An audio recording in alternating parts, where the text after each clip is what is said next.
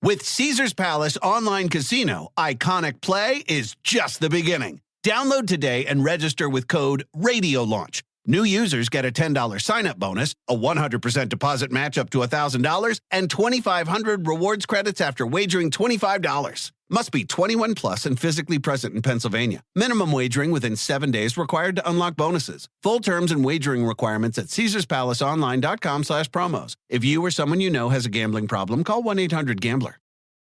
Time for a quick break to talk about McDonald's. With this great deal, you'll never skip breakfast again. Now at McDonald's, get 2 sausage McMuffin with egg sandwiches, 2 bacon, egg, and cheese biscuit sandwiches, or one of each for just $5. That's right, $5 for 2 of your favorite breakfast items. So head to McDonald's for a delicious breakfast for just $5. Price and participation may vary. Single item at regular price. Cannot be combined with any other offer or combo meal. I'm Dr. Fiona Lovely, and this is the Not Your Mother's Menopause podcast. I'm taking the taboos of menopause and perimenopause and bringing light to the dark.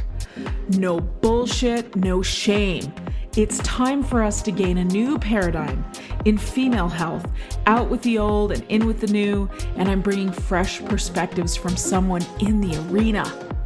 I've been practicing women's health for nearly 20 years, and I'm spilling the tea on what it means to live at midlife, knowing that the best is yet to come. I'm sharing my Gen X approach to living through this transition. Sassy, a bit sweary, and always honest. Tactical tips and instantly usable information is my aim. I hope to make you laugh and that you learn something new that helps you embrace the change. Together, we bring power to the peri. Onward to the podcast.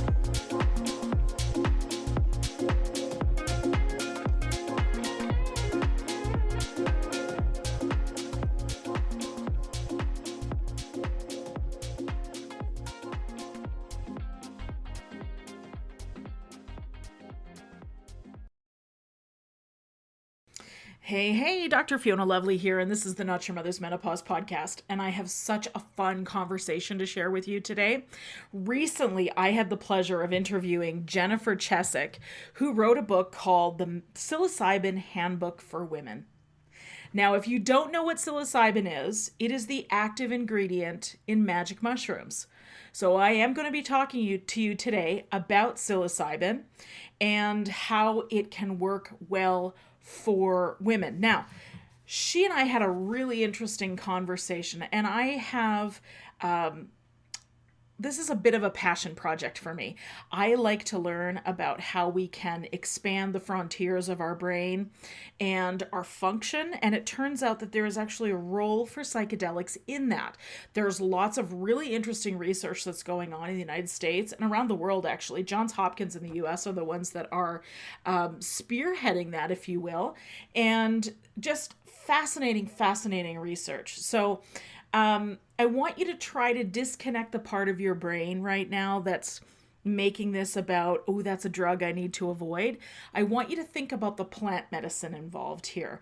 It is my belief that we have plants on this planet that we have evolved alongside as human beings. The plants have evolved, we have evolved, and that we have a role for each other. And there's a really interesting conversation to be had about that, about Mother Earth and the plant medicine that she bears. And it was part of our conversation, me and Jennifer Chesak, and we really wanted to talk about the ability of the mushrooms to expand the mind. So it turns out mushrooms can change our beliefs, and we get sort of clamped down, and this is especially true at midlife, on these stories and experiences that we have had. And so with that, the psilocybin acts to allow us to disconnect from the ego for a period of time and just experience the moment. And I think that is really powerful medicine. I have experienced it myself. I think it was extraordinary to my own evolution. And so I want to talk about it. And that's why I brought Jennifer onto the show. So she and I talked about kindness, and compassion for the caregiver that can come through the experience of psilocybin. Now, keep in mind, there's different dosages you can do with psilocybin, and I encourage you to speak to somebody locally that can help you with this. But the microdose experience is like a tenth of a recreational dose. And then there's the recreational dose. And then there's the hero dose. And then there was something that she referred to as a museum dose, which I'd never heard before. So please listen in for that information. But one of my favorite moments was when Jennifer talked about the oceanic boundlessness that happens when you are having a psilocybin experience. Listen for that moment to come in. Anyways, we talked about the entourage effect, which again plays into this plant medicine ideal, etc. We talked about how at peri-menopause, women who have had ACEs or adverse childhood experiences, there's a whole body of research that's been done on ACEs, women who have had adverse childhood experiences have increased menopausal and perimenopausal symptoms. Fascinating, right? And that the psilocybin gives us a door into allowing that trauma to drop away. And that's probably one of my favorite things about this conversation, about the psilocybin conversation, is that it allows us a way in to a different way of thinking without having to spend 25 years in therapy reliving every miserable moment of our lifetime. So there is the potential for that. Very, very cool. It was a great conversation. I hope you'll enjoy it as much as I do. Please allow me to read the bio for Jennifer Chesak. Jen Chesak is the author of the Psilocybin Handbook for Women. She's an award-winning freelance science and medical journalist, editor, and fact-checker, and her work has appeared in several national publications, including the Washington Post. Chesak earned her Master of Science in Journalism from Northwestern University's Medill. She currently teaches in the journalism and publishing programs at Belmont University, leads various workshops at the literary nonprofit The Porch, and serves as the managing editor for the literary magazine Shift. Find her work at jenniferchesak.com and follow her on socials at Jen Chesak. I really can't wait to hear what you guys think of this conversation. I loved it from one end to the other. Thank you for listening as always. And before we get to the interview, let's just take a moment for our sponsors. Time for a quick break to talk about McDonald's. With this great deal, you'll never skip breakfast again. Now at McDonald's, get 2 sausage McMuffin with egg sandwiches, 2 bacon, egg, and cheese biscuit sandwiches, or one of each for just $5. That's right, $5 for 2 of your favorite breakfast items. So head to McDonald's for a delicious breakfast for just $5. Price and participation may vary. Single item at regular price. Cannot be combined with any other offer or combo meal.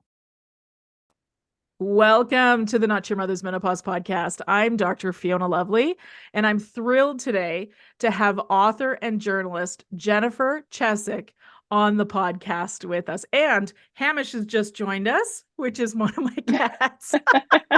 He wants to have the mushroom chat too, Jennifer. Absolutely. Happy to talk to cats. Awesome. Thank you for coming on the podcast. Oh, thank you so much for having me. By the way, I love the name of your podcast, and I have a funny story for you, if you don't mind me sharing really briefly. Please. When I was I was in middle school, and I was taking like a creative writing class. We had to write a commercial, and I titled the commercial "Not Your Father's Tampon." I got in so much trouble. So I just love your the name of your So thing. what you're saying was you were a shit disturber right from the beginning. Yeah, right from the beginning. Fantastic. Well, fantastic. I am holding up your amazing book called The Psilocybin Handbook for Women. And so we're having a conversation today about the active ingredient magic mushrooms. Is that right? Absolutely, yeah. I'm thrilled. So this is a topic I am personally very interested in. I'm sort of a neophyte psychonaut, if you will. So dabbling, but I do talk to my patients in clinic about psilocybin and the effects of psilocybin on the body and how we can actually use them for health, if you will. So if you'd allow me, I'd like to start with a short quote from page 40 of the book. Absolutely. Great. Okay. So talking about magic mushrooms, Jennifer says, psilocybin may help you process trauma in new ways, disrupt negative thought patterns, experience memories in a new light, access remote memories, transcend the boundary of time, feel more creative, feel more connected to others or the world at large, and gain a larger sense of empathy. I love it. So tell Me us, too. how did you find yourself writing a book about magic mushrooms? Quite by happy accident. So it was just a weird connection that I had with the publisher. And I had been writing about women's health. I'm a health and science medical journalist, been doing that for years and years, really focused on women's health. And then in recent years, with the resurgence of research on psychedelics, I've started writing about psychedelics in the journalism space as well. So it was a natural fit to merge the two for myself. But the idea came from my publisher, and then I just kind of got to run with it in terms of what content went in the book and everything. But I was really super excited to start writing about this topic because when I dug into the research, something that surprised me was that in many cases, more women are using some psychedelics more frequently than men. So that came as a surprise. But as I dug a little deeper, this wasn't a surprise. So while men tend to use psychedelics a little bit more recreationally, women are using psychedelics to self-treat, and they're self-treating for conditions like PTSD, other forms of trauma, anxiety, depression, chronic pain, issues related to the menstrual cycle. And that wasn't a surprise simply because, we know that women are more likely to get gaslit at the doctor's office for these very conditions, or disproportionately affected by all of these conditions. Yet they're gaslit at the doctor's office, and they're just not getting adequate treatment in the mainstream medical system. And that's not a dig. I mean, it's kind of a dig at the mainstream medical system, but I am not against science and medicine is my point. I'm staunch. I'm very staunchly passionate about science as a medical journalist. I just get frustrated when there's not equal or adequate care for people across all gender spectrums. Oh, please share your anger about that, because on this podcast, we talk about how the system has failed us. Yeah, and I'm really frustrated by it because I personally have endometriosis, and that affects 1 in 10 people assigned female at birth. In rare cases, it can affect the male body, but largely it's a condition that affects the female body. And so that's 10% of women in the US have endometriosis, and yet the National Institutes of Health designated less than 0.1% of its research funding studying endometriosis in 2022. And if we go back to that 10% stat, that's the same number of people that have like type 2 diabetes in this country. We study diabetes. We did, and we fund that research. We're just not doing it for endometriosis because it's a quote unquote female condition. And so that's really frustrating. And then I always, as part of this conversation to get everyone fired up and start raging about this, is that so women were largely excluded from early stage clinical trials until 1993, which feels like yesterday. Like I was okay, maybe not. I Yesterday. remember I was a 1993. teenager. I was a teenager, but Yes. but that's really frustrating to me, and that's had dramatic ramifications for women's health. And to illustrate that, I like to share this timeline. In 1998, men got a drug for male sexual dysfunction, and everyone knows what that is. It's a household name. It's Viagra. And Yes. I'm always like, let's say it together when I'm doing talks, like, and everyone shouts Viagra. But at that point in time, we didn't even have an adequate picture of what the clitoris looks like. So there's all this Isn't internal that structure. absurd? So It's so absurd. Didn't happen until 2005, and that one didn't really feel like yesterday. And then so a female urologist finally did some MRI researching and determined this.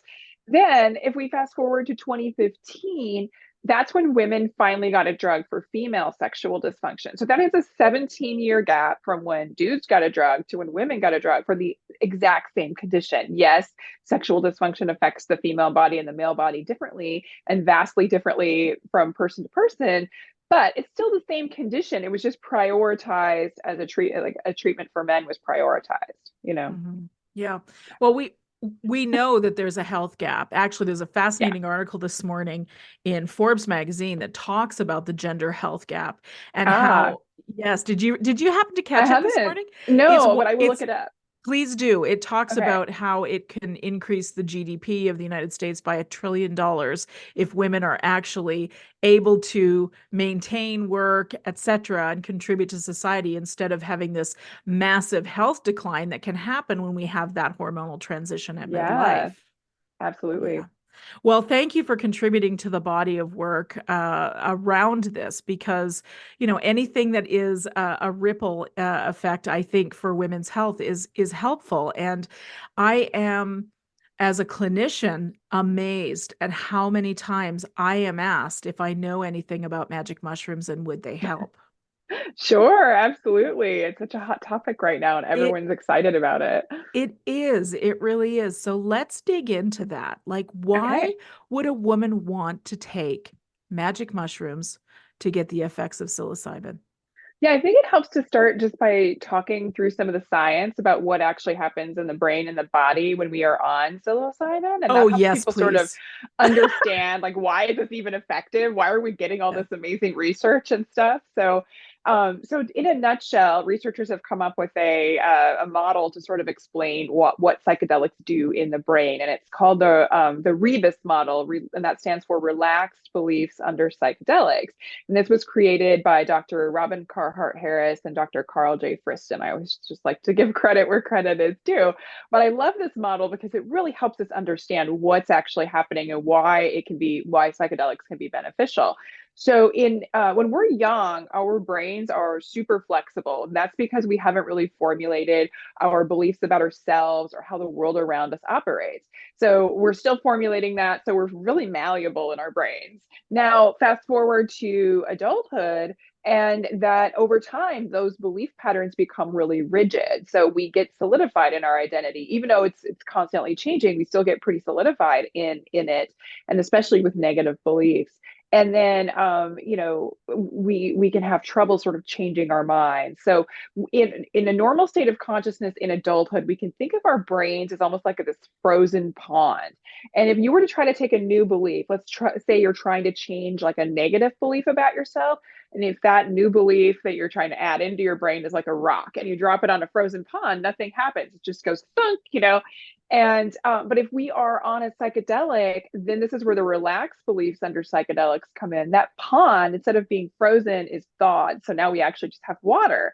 Take a rock in the form of a new belief, drop it in, it gains entry and causes a ripple effect. And so we actually have a chance to really change our minds on a psychedelic especially about ourselves, but also negative beliefs about anything, really, which is really cool. And why does this happen? So researchers describe that we have like our belief systems end up forming this hierarchy.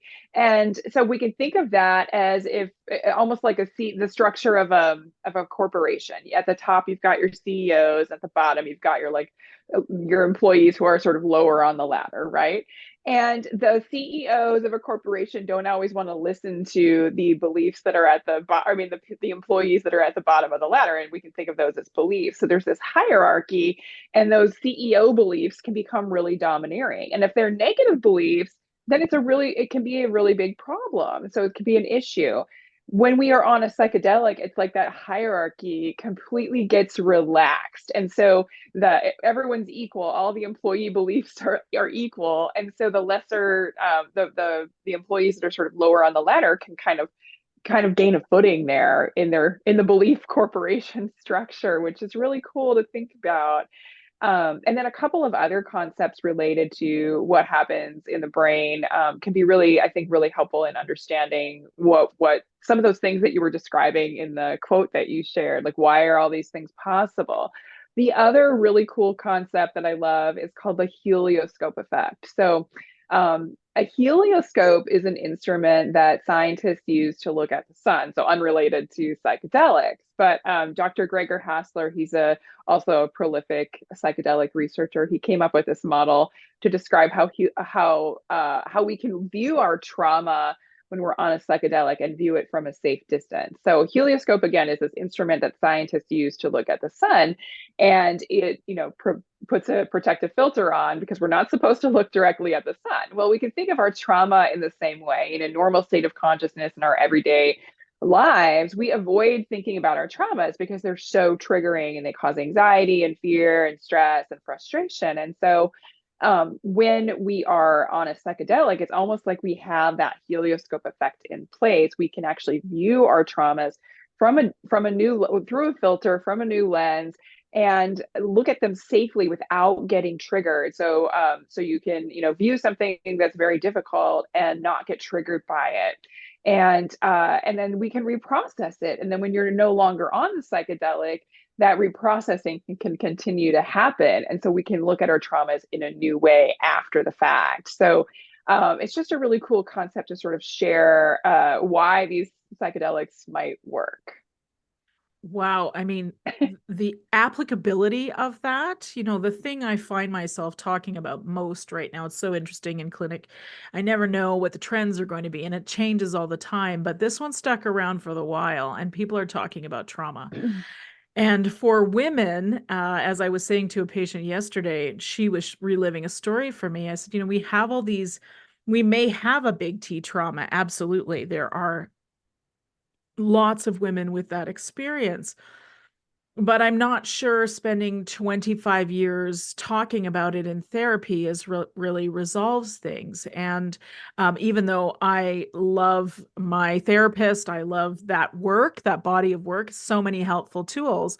But when it comes Absolutely. to trauma, is there a better way? Is there a more efficient way? And I personally love how psychedelics have the ability to sort of give us that extra filter, that different lens, that different vantage point is how I like to think of it. Yeah.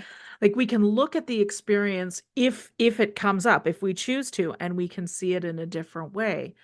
And what a beautiful thing. And as you were talking, I was reminded of the Netflix documentary and the book called How to Change Your How Mind. to And change your mind. Yeah. yes, we're talking about Michael Pollan, who's like Hmm. the guy that wrote essentially not quite the first book, but probably the first popular book Yes. about psychedelics, and how wonderful book. I love it. And he's great too.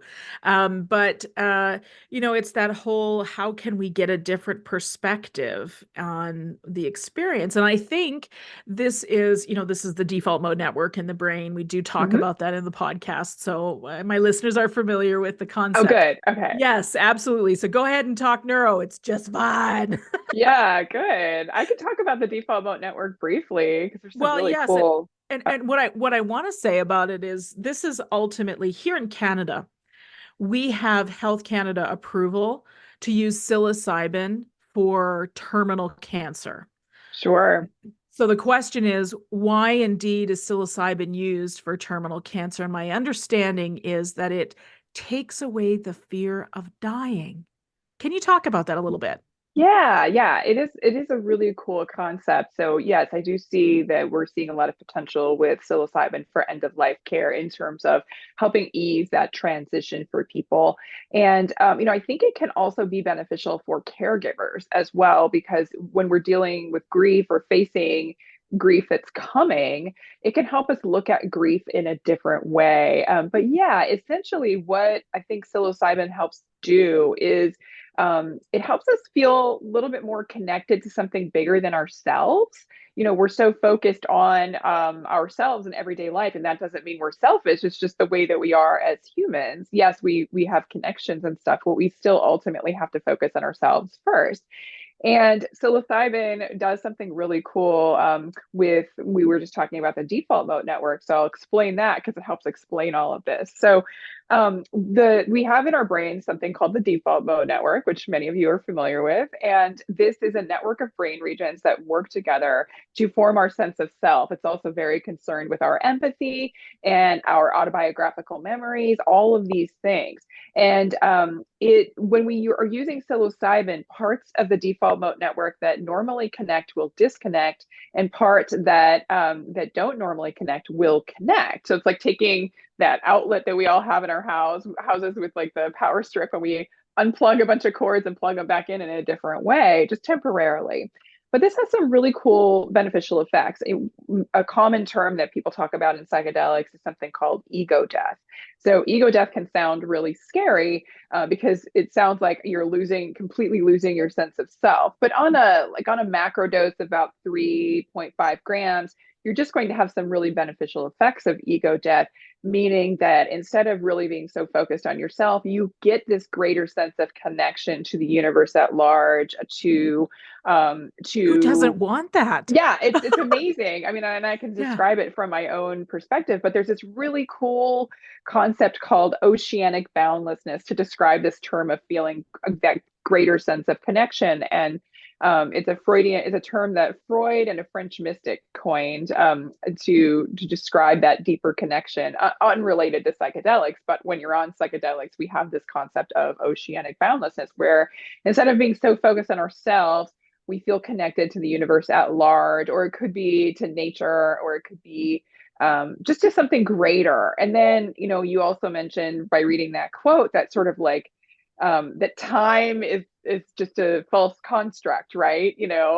We get that sense too with that oceanic boundlessness, and so you can almost visualize your whole life as not necessarily a linear thing, but as where you could bend upon time itself and visit the past or circle back to the future. And I think that all relates back to how we understand death. That like, so death, yeah, it feels like it's permanent ending, but essentially it's not. We're all connected in some way, in a greater way than just like thinking about our physical lives on earth. And I'm not trying to get all philosophical or like into religion or anything like that. It's just this really cool feeling that can happen when you're on a psychedelic. So I think that can help lessen the fear of transitioning to death, or for caregivers, that idea, that concept of that we're going to lose someone and we have this deep sorrow and grief. Instead, it can help us really celebrate who that person is and ease that transition for us as well as caregivers. As someone with a mother who has advanced dementia, I can So say, sorry. yeah, thank you. I can say that experiencing any of the things you're talking about for me as her family, for her caregivers, when I see how sad they are when they have had a resident pass, um, would be a kind and compassionate thing. Absolutely. Let's Absolutely. take more of that, please. Right? Yeah, and it helped me a lot. I'm facing, my parents are aging, they've had health problems. I know I'm going to lose them at some point in time. So when I did my psilocybin journey, this was something that my brain wanted me to focus on, even though I didn't really want to focus on it. But I was able to look at this sort of like future trauma, is what I'm going to call it, sort of a weird way of describing it, but it's a future trauma. I know I'm going to face it. And it gave me a new perspective on it. Before, I used to think after they die, I'm just going to have this unending wall of grief and I'll never be happy again and life will just be a dark black hole, right? And it was an Yeah. erroneous way of thinking. And yes, Yes. I'm going to go through a lot of grief and sorrow, and that's okay, part of Yeah. life. And but on the other side, I'm going to be okay. And so facing that during my psilocybin journey was really powerful for me in terms of lessening the anxiety that I have about eventually losing them. And then, Yes. I was just describing that oceanic boundlessness. One of the things I really felt on my journey was this connection to all the people that I know and love. It's almost like as if I was connected by threads of light to them, and they were sending love to me and I was sending love back out to them.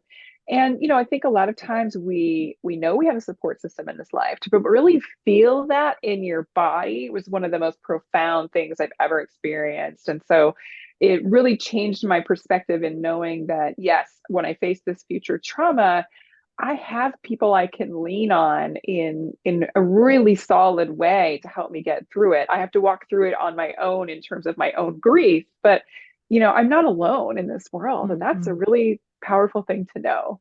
I would say, and I just have to say, when you were describing how you felt about the sort of impending loss of your parents at some point, that sort of endless darkness, I was like, it's a very Gen X way to describe it. Like, it really very much is. Yes. And I get it. I had those moments myself prior to my father passing and my mom being sick. And I remember how uh, devastating and anxiety laden it made me as someone who's very Sure. close to parents, right?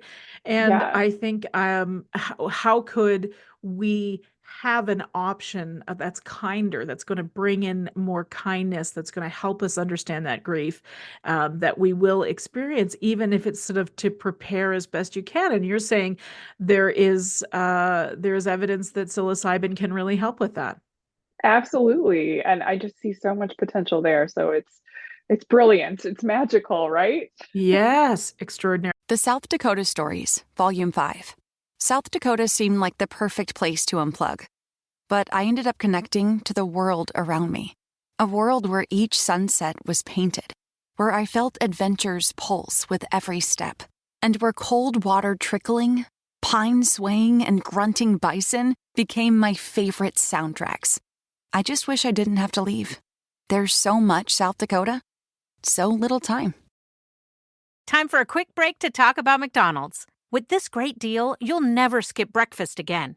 Now at McDonald's, get 2 sausage McMuffin with egg sandwiches, 2 bacon, egg, and cheese biscuit sandwiches, or one of each for just $5.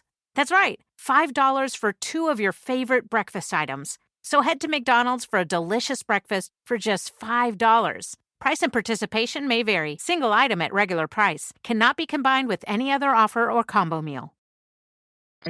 Okay, this is a podcast about menopause. So what I would and perimenopause, which lasts from 35 to 55, sometimes up to 60 for some women. So in that time, we can have a cluster of things that go sideways, especially related to our women's health. So, Yes. and you have some expertise and experience with this. I Tell do, us, yeah. please. Tell us, So please. I'm currently just to give you context for my age and everything, I'm 45 and I'm definitely in the middle, somewhere in the middle of perimenopause, so I'm right there. And I think, a lot of people don't have this concept of what menopause is. It's kind of like a blip on the map, right? When you hit menopause, it's because you've had an absence of a period Yeah, for I a wish. year, but Yeah, I I don't do. mean that it's like a blip for the conditions or the symptoms Yeah, that we yeah. face, because that a lot of that happens in perimenopause. But I think there's this misconception that menopause is this long time, but it's perimenopause. That's the long thing, which you were Yes, just that's describing. right. And That's then right. after you hit menopause, you're in postmenopause. Yeah. But yeah, I do see a lot of potential for psilocybin to help with that, with the symptoms that we often face. For one, one of the main symptoms of menopause or perimenopause can be depression, like new depression that you've never felt before. And the first thing that'll happen if you go to your doctor and say, I'm depressed, and you're in your, middle age time, they'll give you a selective serotonin reuptake inhibitor, which is a common antidepressant. And there's nothing wrong with those medications. I have used them in the past. They're great and they can be really helpful. But there are alternatives, and I do have a concern about someone just being thrown on an SSRI without trying other methods first. So For life, when this is what or yeah, happens. Yeah. exactly, right. So, an SSRI by nature, how it works is that it blunts your mood, right? But not only does it blunt your lows, which we're aiming for, it also blunts your highs. So you're not able as able to lean into joy as much. That's one concern I have with SSRIs. The other one, especially in perimenopause, is that it can exacerbate other symptoms of perimenopause, such as low libido or sexual dysfunction. So a lot of times people are taking an SSRI and then to combat one symptom, but they're exacerbating another. You do have to take SSRIs daily. That's how they work. If you don't take them, they won't work. With psilocybin, you don't have to do that. You can do a macro dose once a year, once every 6 months, and still have really some of these beneficial effects against depression, especially major depression. But one Let of the things that's, oh, Can I'm I sorry, go pause ahead. you right there? Yeah. Let's talk about the dosing real quickly so that people Yes. understand when you're saying macro versus micro. We actually haven't talked about micro. We haven't talked about hero either, but can you break it down Oh, for us, sure. please? Okay, I will. Yeah, I just wanted to finish what I was saying because Please do. psilocybin will instead of blunting your mood like we have with SSRIs, psilocybin will actually, we've learned through research, it actually makes you feel more okay with your highs and lows, which is a really, really cool thing. But yes, talking about dosage, that's actually really important because I'm throwing out terms that people may not be familiar with. So we've got microdosing, we've got macrodosing, and then we've got heroic doses. There are other names for doses along the way, but I'll just describe what these are. And I'm going to start with the macro dose, even though that's sort of the middle range dose, because I think it's the one that is most commonly what people are doing. So a macro dose is going to be the dosage that people are giving in clinical trials. It's usually used for psychedelic assisted therapy, so any sort of therapeutic experience. But you are still going to be tripping essentially, and so that's about you can think of that as being from like 2.5 to 3.5 grams would be a macro dose. And again, you're going to have those classic trippy effects that we see, like visuals and geometric patterns, different things going on in the body. A lot of these brain things the neurobiology that I was already describing would be happening. A heroic dose is going to be something over like 5 grams, and that's for experienced psychonauts. Like if you have never tried psilocybin before, you do not want to do a heroic dose on your first go. I mean, it does happen for lots of people that way, because they don't know what they're doing. But yeah, you don't want to you don't want to do that 5 gram as your first dose. Go slow and start low. That's kind of the phrasing. A micro dose, on the other hand, is completely different. So that's something like 1/10 of a gram. And so when you're on a micro dose, you're not going to be tripping. You would be safe to drive. You wouldn't really be like feeling psychedelic effects, although maybe a little bit in the background in terms of you would have gained some focus, perhaps less anxiety, just kind of a sense of calm and more focus. That can be what happens on a microdose. But again, you're perfectly fine to drive and go do things as long as you're taking a legit microdose of like, 1/10 of a gram essentially. So that just kind of helps explain those different dosages. But my point is that you could do a macro dose, so like psychedelic assisted therapy, once a year, maybe twice a year, and have some of those really beneficial effects on depression. Whereas if you think about an SSRI, you're taking an SSRI every day and then exacerbating other side effects of perimenopause. But psilocybin doesn't exacerbate any of those effects. Like it doesn't cause low libido, all of that. So I think that that's something to consider. Quite the opposite, I find. More like high libido, which is very nice for women in midlife. Let's talk about that. Absolutely. Yeah, let's talk about that. So obviously sexual dysfunction is something that can crop up for people in perimenopause. I mean, it can crop up at any point in time in your life, but it's definitely more prevalent in perimenopause and menopause. And sort of the statistics on that is that 40 to 45% of people assigned female at birth will have some type of sexual dysfunction in their reproductive years. In menopause, and perimenopause, that goes up to 85%. So it doubles essentially when we get up there in perimenopause and menopause. And there are 2 things that are protective against female sexual dysfunction. One is having a positive body image, and the other is having good intimate partner communication. And psilocybin can facilitate both of these, and we know this through scientific research already. So what psilocybin can help with in terms of body image, we've looked at clinical trials for anorexia nervosa with psilocybin. So anorexia, of course, is an eating disorder, is one of the most commonly talked about, even though we have like 11 types of different eating disorders. But psilocybin is being studied for anorexia, and we're getting really promising results out of that in terms of helping with body image. Researchers think that when an eating disorder is present, there's some rigidity in a part of the brain called the angular gyrus, and this can help lessen some of that rigidity. Psilocybin can help lessen some of that rigidity, and then help change some of our what's called interoceptive awareness, which is our like internal states, awareness of the internal states of our body, but it's also concerned with how we perceive our bodies. So if we have body dysmorphia, that would be some rigidity in the angular gyrus going on. So again, psilocybin may be able to help with body image, and then also it may help facilitate intimate partner communication. So I've certainly heard stories of couples using psilocybin together and then gaining a better like connection or better understanding of each other, and that helping in the bedroom. However, I don't think it's necessary that you do psilocybin with your partner. So, for example, I went off and did psilocybin on my own without my partner present. I had my own like personalized journey. And, he just stayed at home and sat on the porch. So, he wasn't doing anything crazy or like, whatsoever. But I came back and I felt exponentially more connected to him, even though he hadn't changed. I had changed. And I wasn't necessarily dealing with female sexual dysfunction, but it definitely changed my connection to him. And it was like walls came down. And so I could see that how helping with someone who is dealing with some female sexual dysfunction, bringing down some of those walls can help sort of just, relax you, keep you calm in the bedroom, and perhaps just help with any sort of sexual dysfunction that you might be experiencing. I did talk to a neuroscientist when I was writing the book. Her name is Dr. Michelle Ross, and she mentioned that psilocybin may boost that body confidence, but also just confidence in general, and then help you communicate better in the bedroom with your partner if needed, if that's something that's needed. So I see a lot of potential there for it to help with female sexual dysfunction. Now, I don't necessarily see it as like some sort of classic aphrodisiac or anything like that, like we think of oysters or whatever, but it definitely could help change the way that you interact in the bedroom, does that make sense?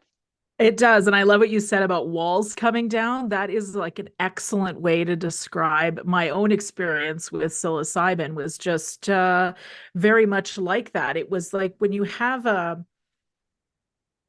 connection to the bigger picture, Yeah. you don't have such a death grip on all of the things that prevent you psychologically from having freedom sexually in your partnership, right? Or not even Absolutely. in your partnership, right? Even with yourself. So you don't have that death grip on, I'm too old, I'm too fat, I'm too not this, I'm too not sexy, I'm too submissive, I'm too, all of those things that kind of we get Right. tangled in, The which of brain course, spin. yes. And I think that's, and because the brain is absolutely the primary sex organ for women. By the way, that little nugget that you shared about interoception and stuff, this, like, we're talking about brain and mushroom, guys, this is like foreplay for me. How are you doing? It totally is. I'm feeling It's it. Getting all hot and bothered over honestly, it's so here. sexy to talk about these things. It's awesome. I'm gonna have to tell my husband that. I'm actually red. If you can see me, I'm actually red. Yeah, a little bit. Yes, you are. I am. Fan yourself I know, there. right? And it's not a hot flash, I swear. Mine might be. Yeah, oh, there you go. I don't know what's going on here. But I love it. I love it. And what you said about it's is it the boosting of the confidence, or is that we drop the shit and we can just go and be the free spirit that we were born to be, essentially?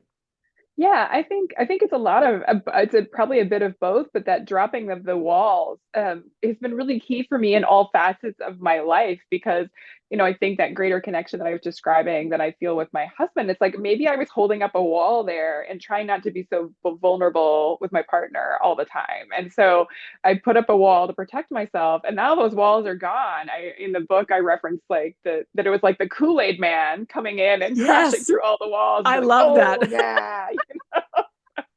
Totally. But it's not even just firstly, I want to just make mention of something you said earlier. This is one of my favorite aspects of psilocybin in particular. I can speak about that from personal experience. I can sort of speak academically about the other psychedelics, which would be, there's a bunch of them, but MDMA, LSD, peyote, Ayahuasca. ayahuasca, ibogaine. Is it ibogaine or ibogaine? Yeah, I think it's ibogaine, but I Ibogaine. never know. Yes, the bros are talking about that one right now. So if you want to Right. know more about that, go over to Huberman's Lab podcast, Yeah. Tim Ferriss. Those guys are all The talking about that. bros. Rogan, yes, let's not forget Yes. about him. Yeah, they're all talking about that right now. So it's like a bro thing right now. So which means I don't know, like for me, when I hear that kind of thing, or why are we gendering these things? That's my silly old brain. But Of- I think psilocybin is like the ultimate representation of Mother Nature and Mother Oh yeah. Earth. It is, if you've watched any mushroom documentaries, just in general, not necessarily related to magic mushrooms, but fungi in general it creates what's called this mycelium network and then a greater mycorrhizal network. So if we think about a forest, we've got all this root connection of fungi connecting one tree on one way end of the forest with another tree, and this network sends nutrients back and forth. So if you've got a tree in the north section of the forest that's like depleted of nutrients, this mycelium network can pull nutrients from something on the south end and send it to the north end of the forest, which is sort Amazing. of I mean, it's my wonky way of describing it. But I think about that in terms of women and like our femininity and our connection. And I have a group of female friends. There's four of us, and I think of us constantly doing that with each other. Like, one friend, her father just died, and I feel like even though it's just in a text thread, we're sending these nutrients to her, these love nutrients. And so it's like women create our own sort of mycelium and mycorrhizal network. And so I love that analogy between, fungi, and then thinking about the way that women are so nurturing to each other, at least in my opinion. I mean, I know that there are times when women are not nurturing to each other, but when you do have a very nurturing space, that's what it feels like to me. Well, and I think the times we aren't nurturing to each other, I mean, when I was a kid, it was glamorous to be bitchy to other women. Like there was TV shows Right. that made a big deal of that and made lots of money doing that. But we're coming back. I personally, it's the age of Aquarius stuff. It's returning to the mother. It's all of those great. Time for a quick break to talk about McDonald's. With this great deal, you'll never skip breakfast again. Now at McDonald's, get 2 sausage McMuffin with egg sandwiches, 2 bacon, egg, and cheese biscuit sandwiches, or one of each for just $5. That's right, $5 for 2 of your favorite breakfast items. So head to McDonald's for a delicious breakfast for just $5. Price and participation may vary. Single item at regular price. Cannot be combined with any other offer or combo meal. Now, correct Yes. me if I'm wrong, but isn't it the largest plant on the planet is a mycelium network in Oregon State?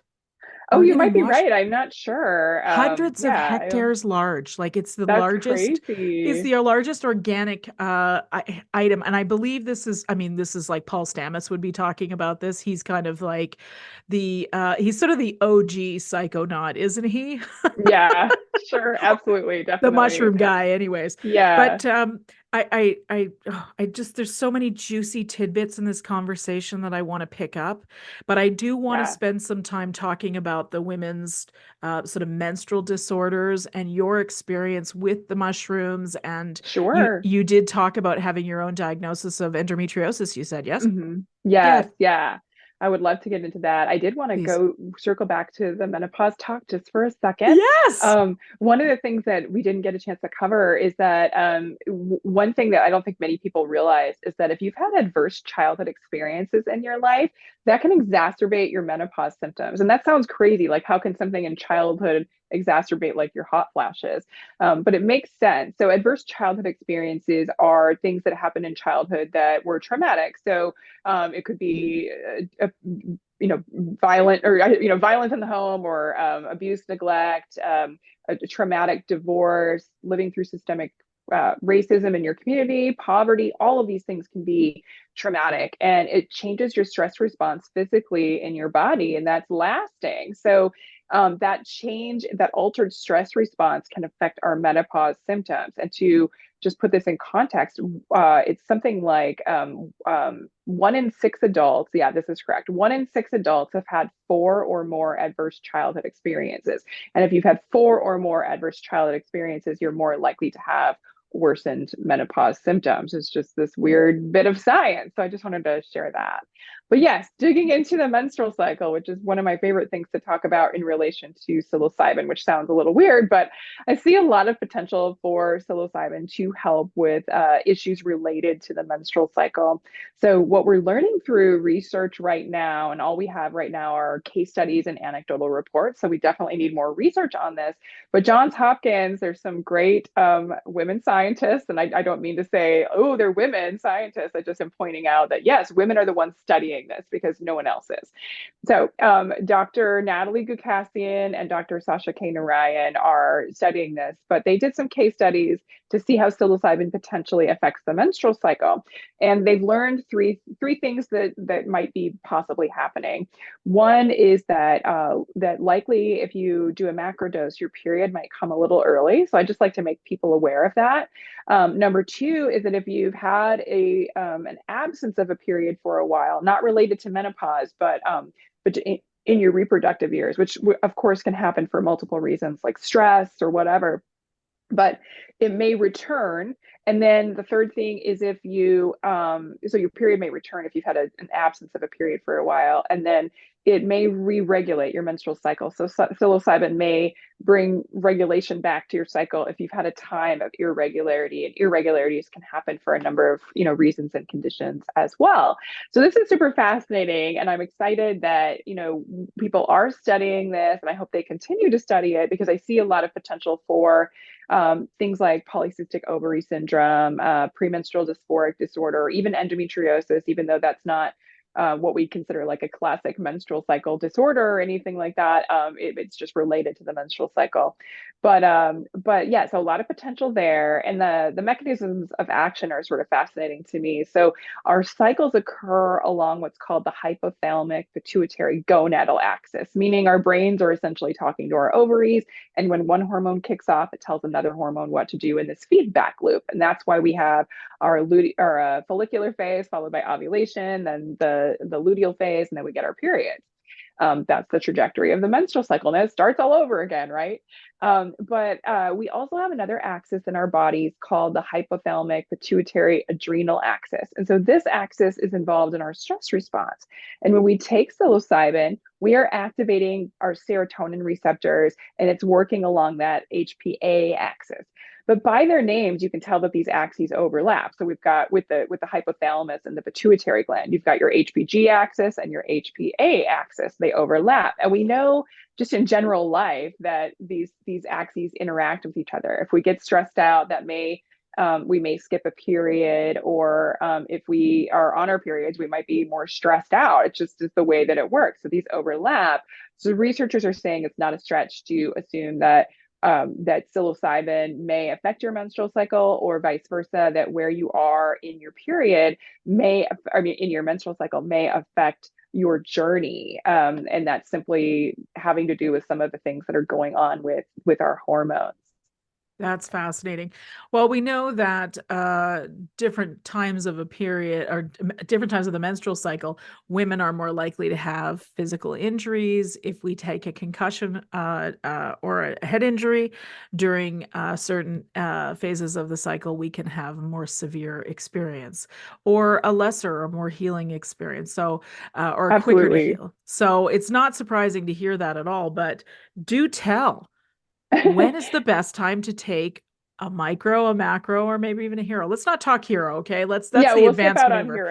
on hero. Yeah, I don't want anyone diving into that if they're new to psychedelics. But I mean, it's nothing to be afraid of. It's just more you want to gain the experience first of a smaller session first. Yes. But yeah, so I brought in an indigenous wisdom expert to ask some questions about this, and I was really fascinated because what she shared actually meshed really well with science. And just a little bit of background. So indigenous communities have been using psilocybin for thousands of years, however long they've been using, way longer than like someone like me, a white woman in the US, has been using psilocybin. And so we think of science as this process of doing something over and over again to reproduce the same results, but that's exactly what indigenous communities have done.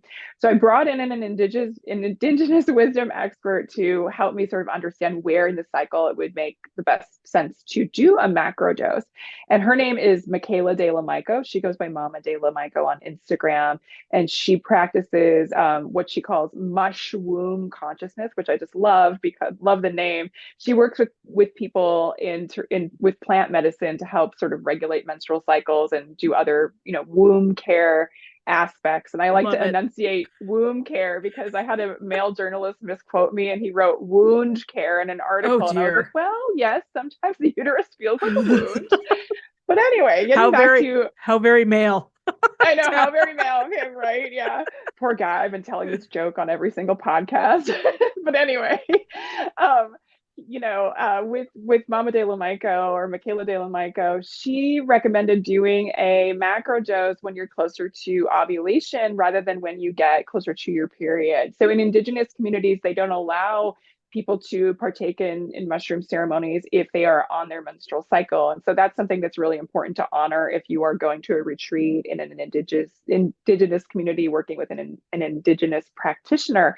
But this all makes sense from a really scientific perspective as well. So doing a mushroom journey can be very depleting on the body, meaning like energy depleting. And as we get into closer to our menstrual cycles in that luteal phase, our bodies have less energy available to us. So a lot of people tend to fast before a psilocybin journey. It might be just a few hours or it could be a few days. That would be really hard to do when you're in that late luteal phase, but you have more energy available to you in your body during the ovulation time, as opposed to getting closer to your menstrual cycle. And of course, this is all why we end up having cravings as we get closer to our periods. But what's happening in the body from a scientific perspective is in that luteal phase, we actually become insulin resistant. So this all has to do with the way that we process glucose and how insulin works on our cells and all of that. And that changes in the luteal phase because of the fact that all the energy in the body is being sent to the womb, for a potential baby. But when we're at ovulation, that's not quite happening yet. So it's much more accessible to journey on a macro dose during that ovulation time. And then as far as microdoses go, so microdosing, you typically follow a protocol. So there are several different protocols. There's the Stamets stack. You mentioned Paul Stamets. Mm-hmm. And then there's the Fadiman protocol. And I mentioned both of those in the book and give the logistics for those with a call out for more information if you need it. But you follow a protocol, and these protocols are typically like you might do every other day of microdosing, or it's like 4 days on, 4 days off. You follow that protocol for like a few weeks, and then you take a break, and then you start up again. So my point with the menstrual cycle, and this is information coming from Michaela de la Mico, she said that if you are planning to microdose to see how that affects your menstrual cycle, to do that for 3 months. So follow whatever protocol you're going to follow and follow all the breaks in the protocol, but follow it for 3 months to see how that works with your menstrual cycle, and keep track of it. Maybe journal or a phone app that you track your period with. Keep track of what you're experiencing, if any symptoms are changing, and that will help you to know if whatever protocol you're following and the microdose plan that you're going on is actually working for your menstrual cycle or helping you in any way. And then if it's not, you can readjust. You might follow a different protocol or something like that, or you might decide microdosing is not for you, or you might decide it is, but it's just that you need to follow it for 3 months to see how that affects your cycle, because it just takes that long to gain results, essentially. I mean, you might have results right away, but if you aren't having them, just give it more time. Oh, fascinating. Well, and I think the thing to take away, and you touched on this earlier, is that, unlike a pharmaceutical, when you're using the plant medicine, in this case, we're talking about psilocybin, you don't have to follow like every single day you take this kind of thing. I have dear loved ones who use microdose psilocybin to keep depression under control, and they literally take 1 dose a month. Yeah, that's great. So it's a tiny amount we're talking about here. And so, of course, just to remind the listeners, a micro dose is 1/10 of a macro dose, or like minimal macro dose. If it's 1 gram, then microdose is 100 milligrams. So, and that's certainly what I recommend in office when someone has chronic pain. But again, it's that having awareness that you don't just take the capsule and continue to take it for the rest of your life. That's not how this works. Oh, yeah. This speaks to a section in the book, and we're talking about the Psilocybin Handbook for Women, which Jennifer wrote. Here it is. Match it. To those of you who see the video, I matched my lipstick to the book today. I love it. Beautiful. Yes, thank you. you talk about set and setting, and I love the way you spoke about it. It's one of my favorite concepts around using magic mushrooms for a number of reasons, but it's being aware essentially of number one. Let's not, I mean, we come from this culture that's just like, chuck a tampon in and forget it. But is that really, are you really getting the experience of a menstrual period? Now, sometimes it's fraught for women, so I get it, right? You just want to forget that it's even there. But the commercials will tell us we can ride a horseback and play tennis with little tiny white shorts on well, we've got a tiny Yes, little sports tampon in, whatever the hell that is. Anyways, what was I right. talking about? Oh yes, right, set and setting.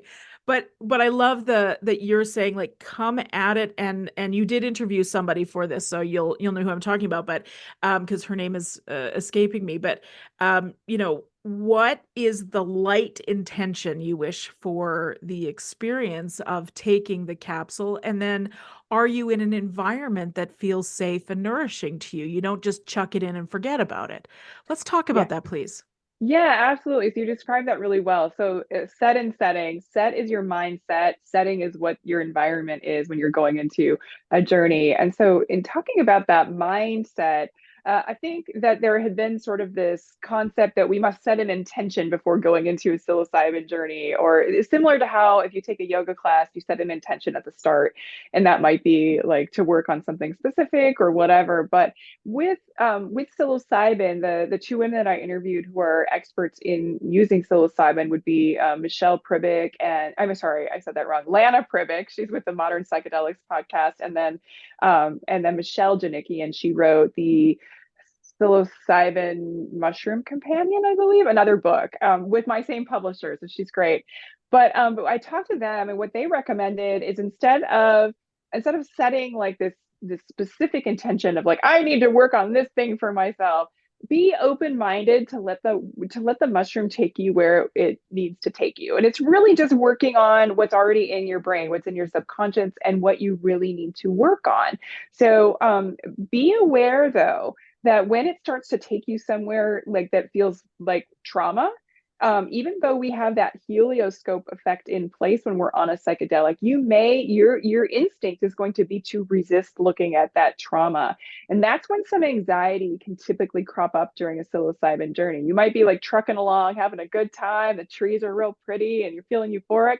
And all of a sudden the mushroom's like, hey, we need to work on your trauma, lady. And so it might take you to a place that you're like, no, hell no, absolutely not, unsubscribe, and that definitely happened to me. But if you can stop putting up that resistance and just go with the flow of the journey, you will that anxiety will go away, and you'll be able to look at that trauma in a really safe way, again with that helioscope effect in place. And there will likely be a reward on the other side. So for me, going through that like experience of thinking about my parents' death, I didn't want to look at it. I didn't want to think about it. I did. I sat with it. On the other side, I felt the most peace and euphoria I've ever felt, and knowing that I will be okay. So a lot of people, even if they have a quote unquote a bad trip, and we're trying to change the language around that to be a challenging trip instead, or you might just go through a challenging section. If that happens to you, just sit with it.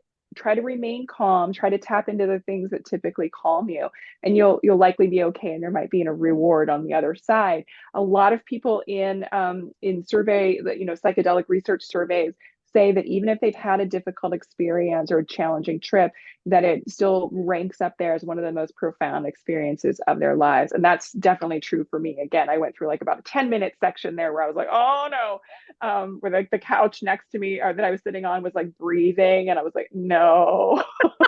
So, things like that do happen, but just relax into it. So that mindset is really important. And the main takeaway there is really just try to remain calm if something crops up and just be open to the experience. And then because the thing is, if you set an intention that's very specific, you might get caught in like this thought spiral, and I don't want that to scare anyone. I'm just like trying to remind you to be as open to the experience as possible. Now, The setting is really your environment. Like, where are you? Are you inside? Are you outside? Are you in a place that you feel really comfortable? Are you at a rave and it's like, and you're like overstimulated? That might not be the best way to go about doing psychedelics unless you're a little bit more experienced with it. And we also have something called a museum dose, and that is for like being out in public. So you can think of that as maybe like 1 gram, where you're like slightly 0.75 to 1 gram. You're slightly having some psychedelic effects, but you're not like full on tripping your balls off or anything, you know? So I love that term, the museum dose. Great term. I have never heard that before. I love it. Yeah, it's fun. But yeah, so that setting is really important too, because you do want to be, if you're doing a therapeutic experience, you want to be in a place that you feel really calm and safe. And you want the people around you, if there are people around you, to be people that are very safe for you, because you are in a very vulnerable place and you're open to suggestibility. Hence that rebus model that I was describing, that relaxed beliefs under psychedelics. You are open to suggestibility on a psychedelic. And so I have a whole section in the book about consent in psilocybin sessions. And what I mean by that is, so if you're working with like a guide or a therapist or another practitioner, obviously sexual touch should be completely off the table, but your guide may say, hey, are you comfortable with like me holding your hand if something difficult comes up? And you can say no to any sort of touch like that, but that's a conversation that needs to be had when you're sober. Like, asking, your guide should be talking to you about the types of touch, like the therapeutic touch that you might be okay with or not okay with. That's a conversation outside of psychedelics. But this all relates back to setting, just because I want you to be really safe about who's around you, because there have been instances of sexual assault in the psychedelic industry. And, you know, that's not to diss the psychedelic industry. Sexual assault happens in every industry. So it's not a surprise that it's happening in psychedelics. But I just want to make people aware that you are open to that suggestibility. And so your setting is really important, but it's also really important for your mindset, because if you're in, like I said, if you're in a place where it's like and you might get overstimulated and have a very negative experience. Whereas if you're in a very calm setting in your like apartment where you've got all your yoga poofs and whatnot, your special blankets, you're going to feel a little safer and calmer. Yes, my own experience with microdosing has been on a Sunday morning when I'm at home and I got nothing but the laundry and football. Like, that's it. Yeah. My husband's in the house, right? So obviously, Yeah. like just a gentle experience, nothing's expected of me. I can just let it be what it needs to be. But to go back to set for a second, this is a question I get asked commonly in the office when I'm talking about this, or you know, how do I okay, so I just take it at bedtime and then go to sleep, and or if I'm having a bad day, no, this is not how you do microdose. No bueno. No. No bueno. You just Yeah. it's not it's not like taking a pain reliever. Like, you don't No. take it like that. Right. Yeah. I think it's helpful to follow a protocol. And then I would avoid actually taking it at night, because psilocybin is slightly stimulating in a microdose. I mean, and a macrodose, but lesser so with a microdose. But if you have any issues with sleep, which most of us have some issue, Absolutely. I envy those people that are just like, you know, all the time. But Me that's too. not me. But yeah, there's some slight elevation of blood pressure and heart rate, and so you know, certainly be mindful. Like, it's a reason to stop and think about, you know, using any sort of psilocybin. If you do have a heart condition, I just want to point that out as a safety caveat. Talk to a medical professional if it's safe for you to do that. But you know, just to note that elevation of heart rate and blood pressure might keep you awake if you were to microdose at night. So I recommend microdosing in the morning, and then, which feels a little weird because you're like, oh, hey, I have to take this, I'm taking this substance that is, you know, largely illegal yet, and like going about my day. And then it's like, well, a microdose really doesn't make you high or anything like that. So just be aware of that. But you don't want to take it at night, most likely, because it may keep you awake. And you do generally want to follow a protocol, at least for a while, to see how that works for you, because these protocols are designed to work with microdosing and help you with symptoms and issues that are cropping up. If you're just taking it willy-nilly, you don't, you know, you're not really gaining a perspective on how it's helping you. Now, all that being said, you know, after you've practiced a protocol for a while, you may know yourself well enough to just take it as needed. So something like, oh, Wednesday, I'm feeling a little bit more anxious and I'm going to microdose today. And then you don't necessarily have to follow a protocol, but it's helpful to follow that protocol initially to see how those things work for you. Well, and I think it's an invitation to tune inwards. Like you said, you Yes. talked about interoception. It's for our generation in particular, we very much have been told, like, just, don't listen to the body. It's all about the thinking. We have this very masculine approach to health, which is, very intellectual. But actually a woman's body and our intuition is our connection to the earth. It's all the Yes, information we need. absolutely. Yeah, yeah. Okay, so if women want to try the experience of psilocybin or magic mushrooms, what do you recommend? Yeah, I mean, it's a hard question to answer simply because we do have this sort of patchwork of legality. And I don't know all the laws in Canada where you are yet, but in the US, it's broadly illegal. Psilocybin is still broadly illegal federally. Certain states have enacted legislation making psilocybin legal in certain contexts. So, like in Oregon, it's I think it's decriminalized in general, but for legal use, it's legal for psychedelic assisted therapy. So in that context, so just to give you an example, that there's a patchwork of legality in terms of, is it decriminalized, meaning police aren't really prosecuting psilocybin use, or is it like, are there legal applications in place? And so really we've got Oregon and Denver and then a few other like municipalities and that have done some different legislation, and states are currently enacting a bunch of different legislation and elsewhere, but that's all still in process. But to answer that question of like, how do you go about doing a journey can be complicated. So yes, you could go to one of the states or cities where we've got legality or decriminalization, or you could go on a retreat out of the country. So like Mexico often has retreats. I think Jamaica, there are, different places where it's decriminalized and retreat facilitators are able to facilitate. The other thing that you can do, and this is what I did, is I hired an underground guide and then met him at a cabin in the woods, which sounds really crazy, but I did my research on who he was and everything, and I mentioned him in the book if anyone wants to reach out. But you can find underground guides. I just recommend people research extensively before working with anyone, whether that's a therapist or a guide or a retreat. Do your research, read reviews on the person or people, and make sure it's something that you feel really safe doing. So yeah, that's a hard question to answer, but I tried. Yeah, no, you did a great job. It's a legal gray zone in Canada right now. So it's not being prosecuted. It's not, because we have legal cannabis here. I have a friend who works in a cannabis shop, and he tells me that 5 or 6 times a day when he's working, he'll get asked if there's magic mushrooms available. So people are becoming very, very aware of the possibility of how helpful, let's say, the psilocybin can be for us. And that's great. It's great news. There are sources for it. I'm speaking what I know is here in Canada. So there are sources for it, but rather than me just sharing, what I'd like to say is ask your peeps, because chances are someone in your friend group is already microdosing and has been for a while. Right. Yes. Yeah. You can usually find someone who has a resource that you can reach out to. For safety reasons, I always recommend that people test any substance that they receive through so Dance Safe is a place where you can order test kits, test your product, make sure you're not getting anything that you don't want in your product, that sort of thing. And that goes for really any substance that you're taking.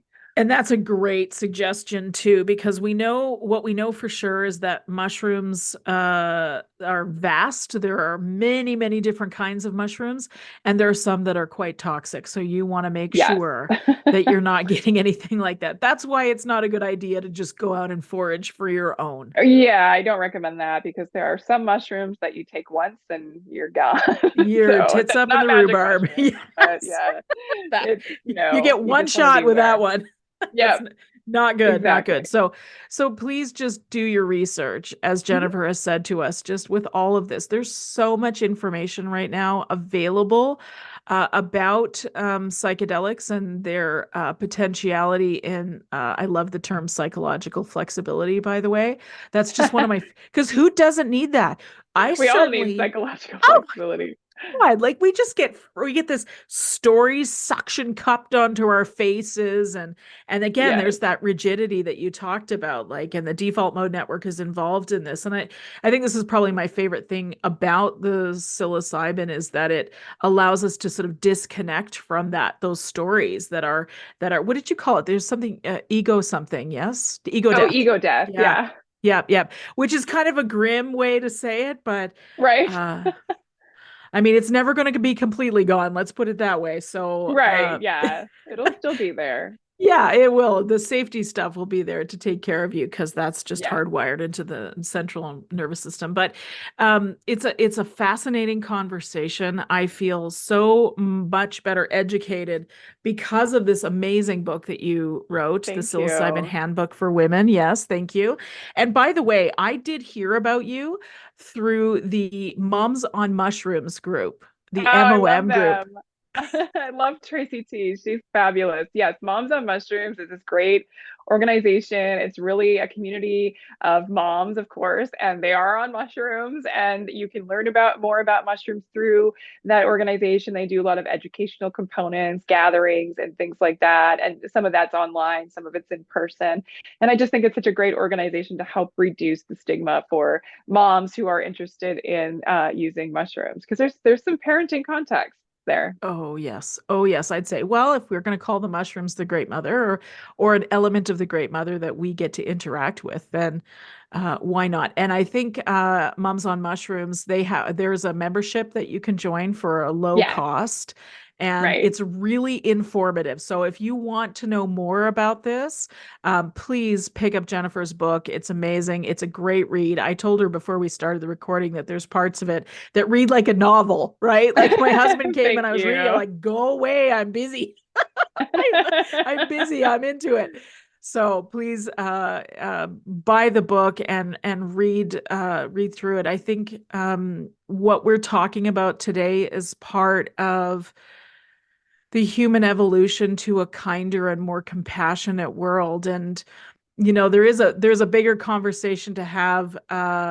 Maybe we'll have it someday about um, how isn't it interesting that the mushroom information, the mushroom research and the usage is blossoming at the same time that women's health research, information, inclusion, the helpful people appearing now around hormone therapy and all of that. I think Absolutely. I don't think that's a coincidence that those two things Not happen together. pretty magical. It is. It is indeed. I love that. Okay, final question I ask all of my guests, and I'd like to ask you today too, is this. Knowing what you know now, what would you tell your younger self? Oh my gosh, so many things. I have this thought all the time about thinking about what would I tell my younger self? And I think the thing that I would love to tell my younger self is you're going to be okay. And this is something I could tell myself right now, but it's, if I could have just told my younger self that I would, I know I would have had a different trajectory in some way, but maybe that's the beauty of not being able to talk to ourselves is that we go through certain things and they teach us a lot of lessons and we learn from those things and then we are better people for it. And so it's not like I'm trying to throw silver linings into trauma or tragedy, but I do like to think of life that way. So yes, I would love to tell my younger self I'll be okay, just so I would know that going forward. But now I know it. So that's okay. Wow, I love that. It's very touching, actually. Thank you for saying that. So, if people want to know more about you, Jennifer Chesak, where can they find you?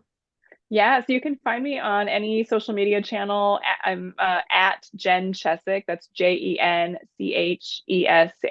So that's my handle. I'm most active on Instagram as opposed to the other social media arenas. But so you feel free to DM me if you have questions. I always try to answer those pretty quickly.